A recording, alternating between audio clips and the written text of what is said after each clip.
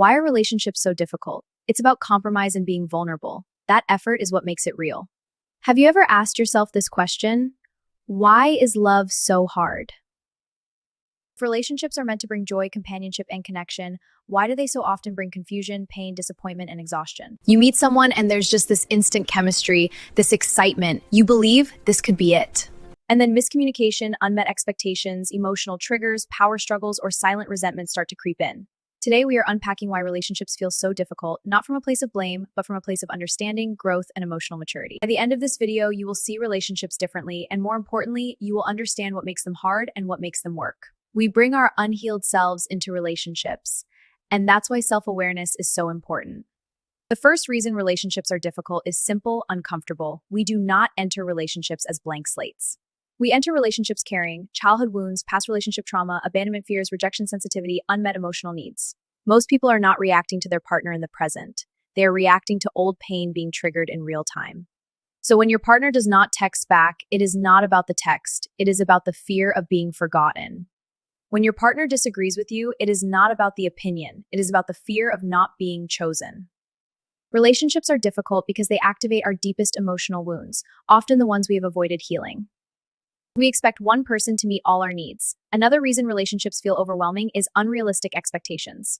We expect one person to be our lover, best friend, emotional regulator, therapist, motivator, source of identity, and happiness. This level of expectation creates pressure that no human can sustain.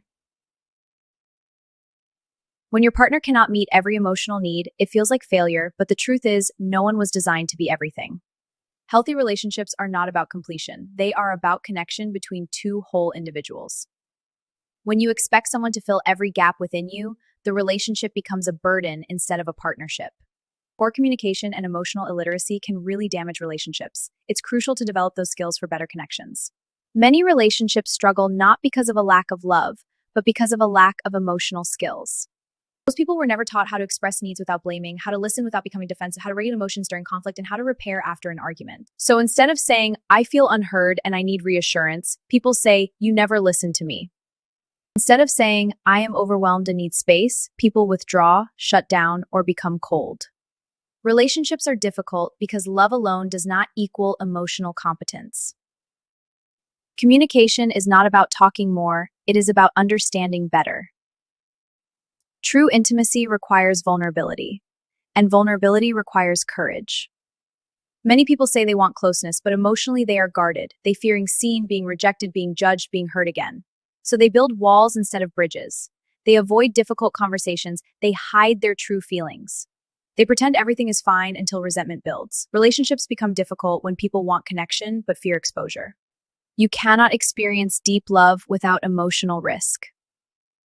Power struggles and control dynamics. Another reason relationships become difficult is the need for control. When insecurity enters a relationship, people try to control outcomes instead of building trust.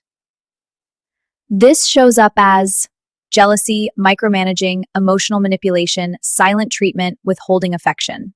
Control is often disguised as concern, but it is rooted in fear. Healthy relationships are built on mutual respect, autonomy, and emotional safety, not dominance or submission. When power replaces partnership, conflict becomes inevitable.